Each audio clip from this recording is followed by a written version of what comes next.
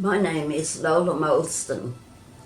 My maiden name was Lola Moulstone, and as such I was the daughter of a church warden, rector's warden, and I'm a long-time resident of Bankstown and of course a parishioner of St Paul's.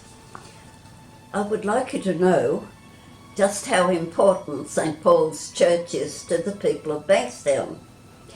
And everything important in my family has happened at St Paul's. Therefore, I have a great passion for it not to be ever pulled down. Therefore, I have a great deal of passion to make sure this church survives forever and ever. In 1938, when I was 10 years old, I was thrilled to bits to see the new building started. I could remember standing in the church and looking at the beams and thinking how lovely that it was going to be a traditional church. Finishing and building of the church was discontinued because so many parishioners went to the war.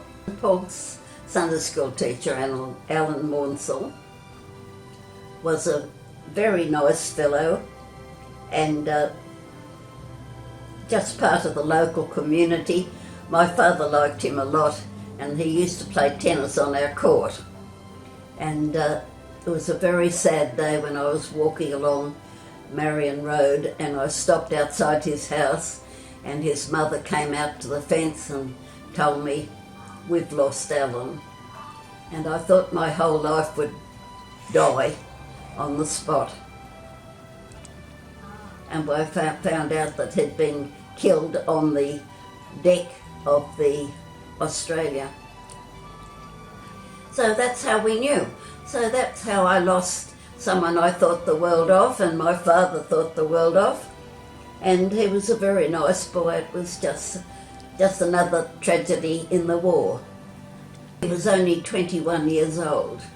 Private Bruce Marshall, who was the son of the Reverend Hugh Marshall, died in New Guinea.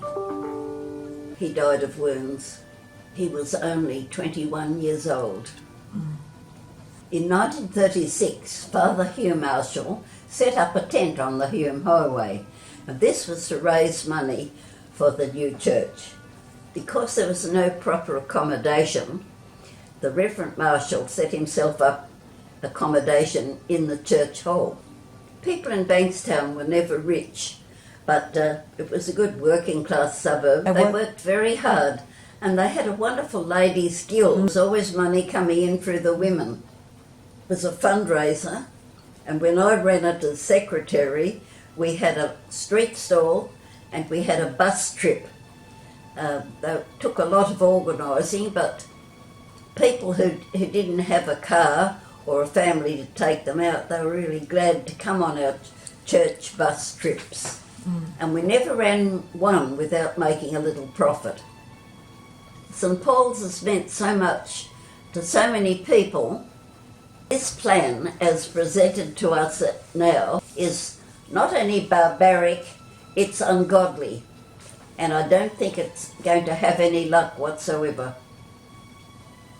Crazy.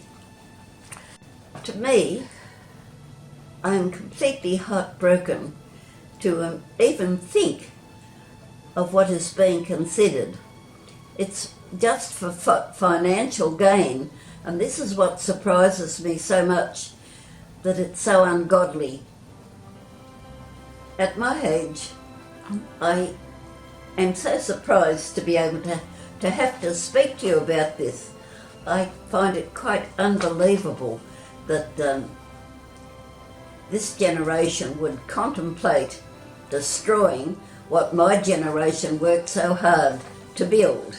It's not that long ago that we were all putting in money and time and effort to build a lovely church. And now they don't consider it worth saving. I find it quite incredible.